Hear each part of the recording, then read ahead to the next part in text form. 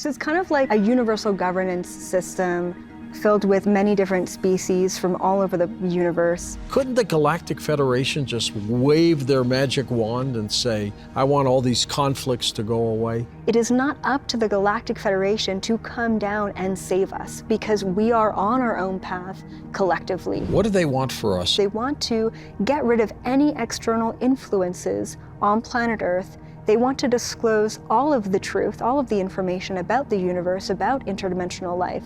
And they want to really see what humans will do with that.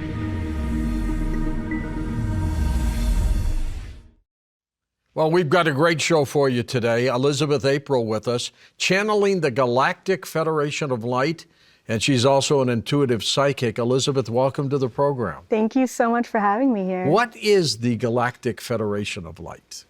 So the Galactic Federation of Light, I akin it to the UN. Of the planet. So it's kind of like a universal governance system filled with many different species from all over the universe who really want to come together for unity. And so they've been involved with planetary agendas and planetary things for quite some time. And they really oversee all of the different planets and civilizations all around the universe to really help with the unity in the universe as well. Do they have clout? I would say that they do. They do have, a force behind them just because there's so many different beings who are involved in the Galactic Federation. Right. So they do have clout in the universe, yeah. I believe that any organization all throughout the universe is not without its own faults, because ultimately every being who is a part of an organization like the Galactic Federation is on their own journey and their own mission of self-discovery and learning, right? So it doesn't mean that, they're perfect in any regard, but I do truly believe in their mission to unify the polarity in the universe and to make sure that every being has a fighting chance. Elizabeth, how do we get you on the Galactic Federation? Is that conceivable? Is that possible? You mean how do you get me on the ship? How do I get you to be a member? Yeah, I believe that there's actually a lot of Galactic Federation alumni or members who have chosen to incarnate as human bodies and who are on this planet as human beings. Can you be on this board, basically? Absolutely, yeah.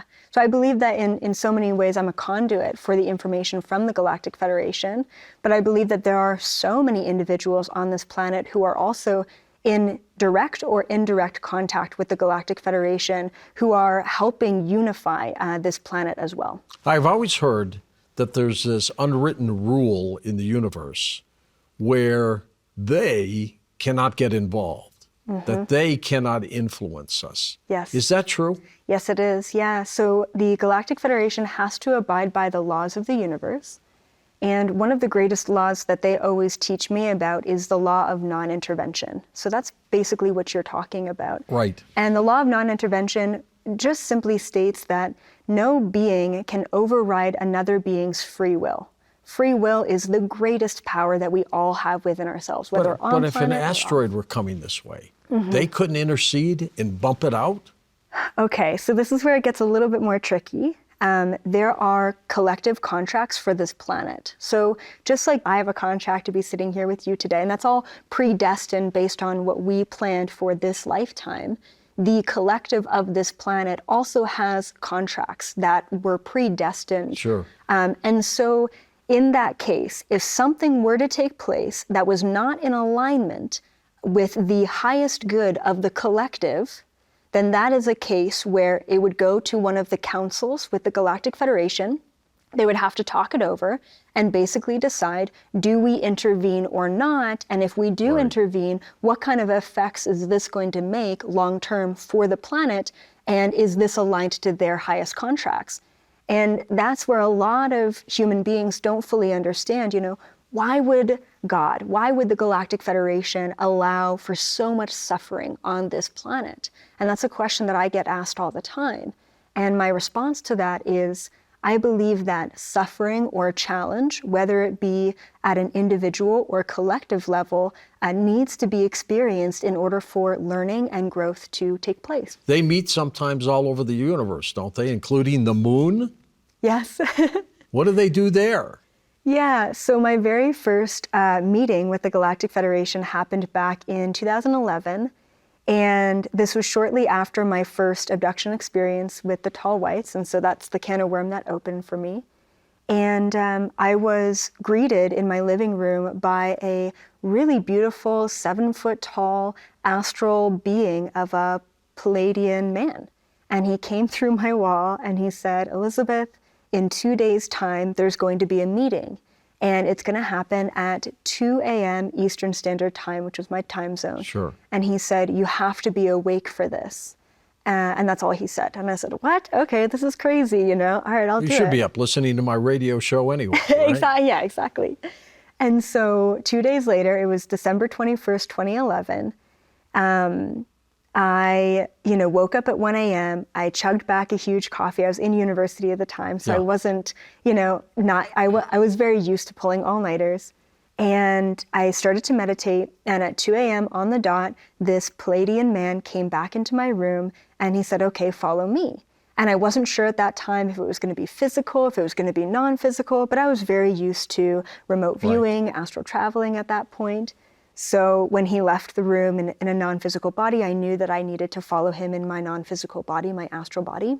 So I follow him, and we go out and further away from the planet. And it was my first time actually astral traveling, remote viewing off the planet. I didn't even know that was possible. I remember looking back at the planet thinking how beautiful it was. And so we go farther and farther, and he's going to the moon. And so I'm like, oh, cool, we're going to have this meeting, on the moon. And instead of going to some sort of base or building on the moon, he goes right into the moon. And to my knowledge, apparently, the moon is actually hollow, and it is being used as a Galactic Federation headquarters of sorts.